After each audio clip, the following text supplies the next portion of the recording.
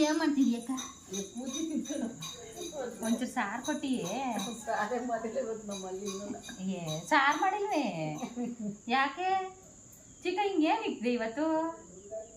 ಒಂಚೂರು ಸಾರು ಕೊಡ್ಬೇಕಾಗ್ತೈತೆ ಅಂತ ಸಾರೇ ಮಾಡಿಲ್ಲ ಅಂದಿಯೇ ಹಂಗಾರೆ ಏನು ಉಂಟು ಚಿಕ್ಕಯ್ಯ ಕೊಡ್ಬೇಕಾಗ್ತೈತೆ ಅಂತಾನೆ ಆಡ್ತೀಯ ಬಾ ನೀನು ಏನ್ ಸಾರು ಕೊಟ್ರೆ ಹೊಂಡೋದಿಯೇ ಮುಂಚೆಗೂ ಕೊಡ್ಬೇಕಿತ್ತಪ್ಪ ನಾನು ಡೈಲಿ ಕೇಳ್ತಿದ್ದೆ ನಿನ್ನ ಹತ್ರ ಒಪ್ಪದಿ ಮಾಡಿಲ್ಲ ಅಂತ ಕೇಳಿನವ